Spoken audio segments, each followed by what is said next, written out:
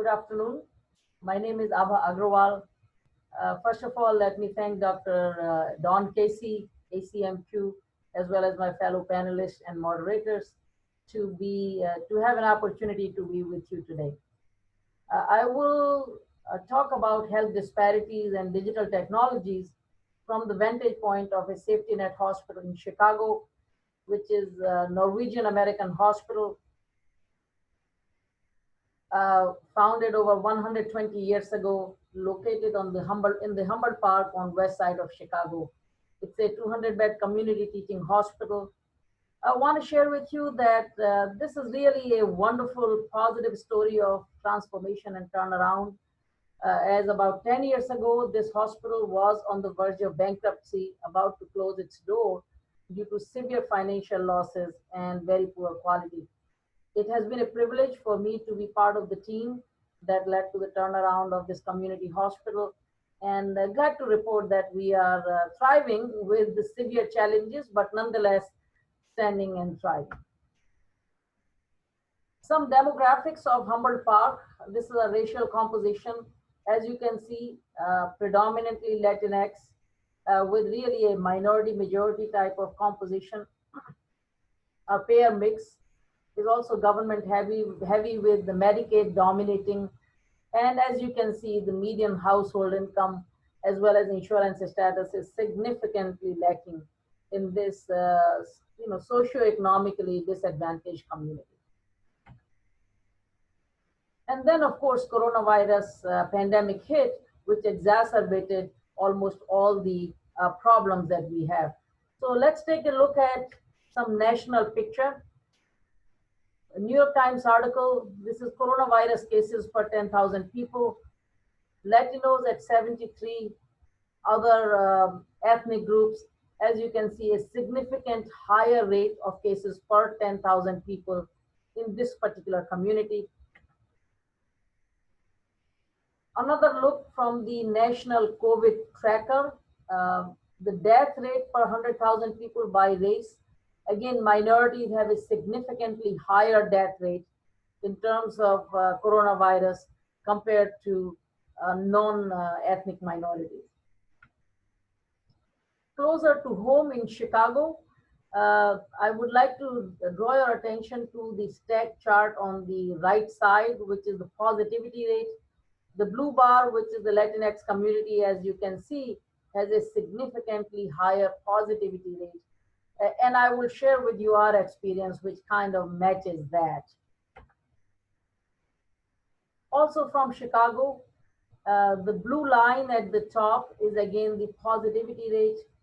Throughout the course of this pandemic, I want to draw your attention that we are beginning to see a small resurge in the city of Chicago. And even during the resurge, that disparity of the high positivity rate in the Latinx community again is beginning to show up. So it hasn't gone away, it hasn't gotten better. This is our own internal data and experience. At the peak of the pandemic, we saw almost 50% positivity rate. Right now, if you would see in Illinois, the positivity rate is around 4.1 to 4.5, and we are still seeing a significantly higher positivity rate in our community based on our positivity rate in our drive-through testing. Over 50% of the tests are done in Latinx community, and a significantly higher younger population that is showing up to our doors. This article from New England Journal actually looked at two communities, Navajo Nation as well as Chelsea, Massachusetts. And really these quotations from people in those communities struck a chord with me. Consider for a moment what it must be like to battle an epidemic when we don't have access to running water. And the second one talks about that healthy lifestyle and healthy diet is really a function of societal structure and not simply a matter of personal choice in disadvantaged community. Not just the demographics, some very severe problems that we are confronting. This is also our experience in Chicago at Norwegian. is that of food insecurity. Very quickly after the pandemic hit, even in April, the food insecurity got exacerbated, and you can see over 40% of the Hispanic people with children reported food insecurity.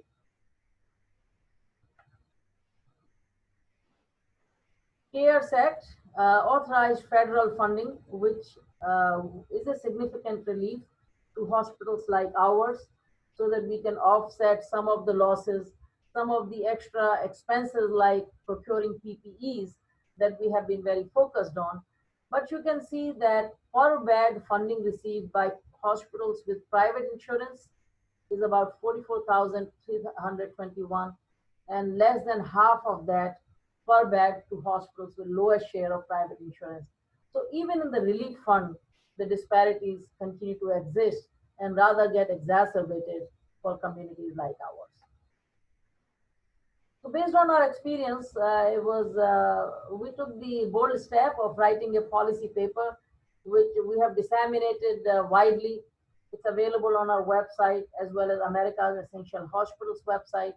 And we made some policy recommendations, certainly to local elected officials and lawmakers to help small safety net hospitals like ours.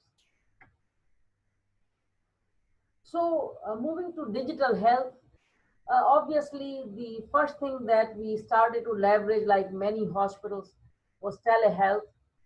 Uh, we did start to use it before May, but started to collect data. So the blue are telehealth visits. As you can see, the majority of our visits, over half of our visits became telehealth, but not greater than that. And as soon as uh, the prevalence started to come down in Chicago, most of the people started to opt for in-person visits. This is not for the lack of trying. And again, we will talk about the digital divide. Our experience in our community has been that people prefer uh, in-person visits. It may be due to the lack of technology.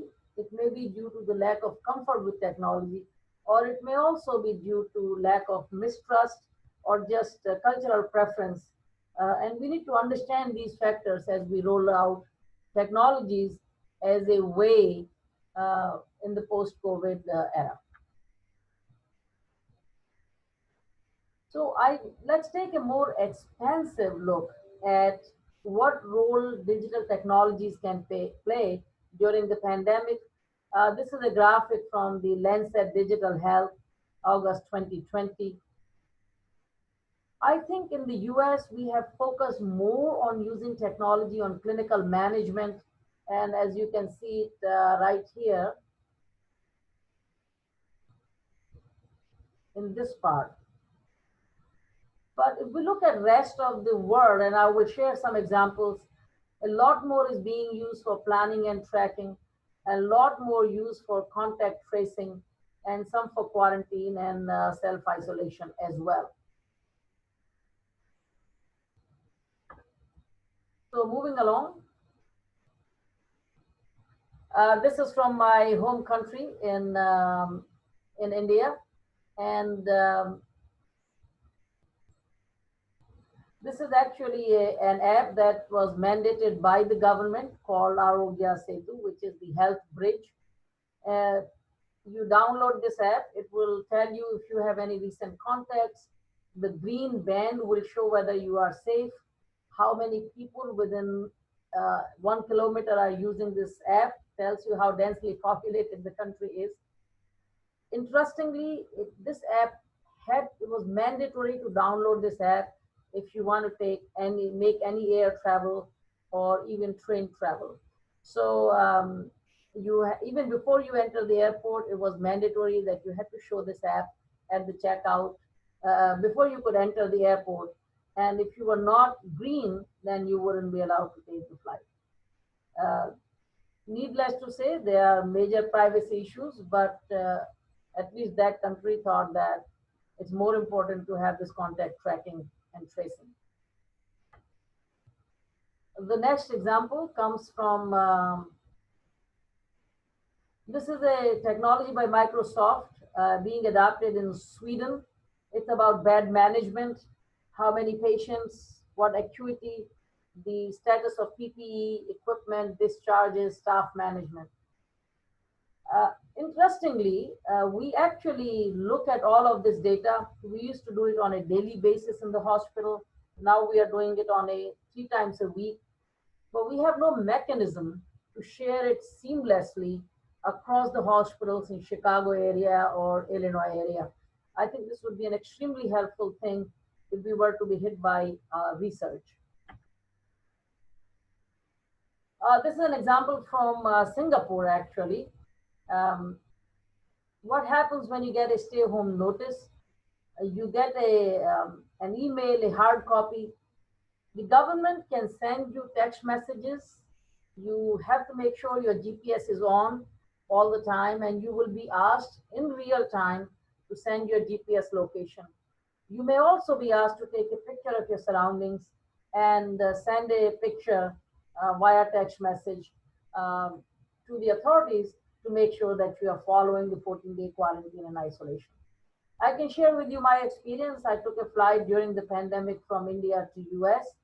Really, I was toward the very end given a paper which was like kind of sort of maybe you want to follow the 14-day self isolation. And this was at the time when I took a flight at the peak of the pandemic, in India and coming to US. So we obviously have a lot more lenient structure in US compared to many other countries they have taken in leveraging technology. Obviously, because there are severe privacy issues, and that might be one of the problems. As I was making preparations, Dr. Bhatt had asked me this question, which I would love to discuss more. Technology, on the one hand, can be a bridge, can remove some of the health disparities and access to care when it comes to disadvantaged communities. But it also, and we are seeing it firsthand, breeding greater division and exacerbating the disparities. Let me share with you 3 examples. One, in Chicago, there are many instances where parents are taking their kids to do homework in the parking lots of public libraries because they don't have access to broadband Wi-Fi in their homes. Secondly, I shared with you our telehealth experience at Norwegian, where a lot of people are not accessing telehealth visits already because of multiple factors. Thirdly, we wanted to start to share some health education videos and especially medication information for our hospitalized patients. We have to work much harder to get that information in the cultural context, literacy level, and language of of our patients, and being able to leverage technology for those problems is not as simple for communities like ours. So let me stop here, and I would love to have some questions and discussions from the participants. Thank you again for allowing me the opportunity.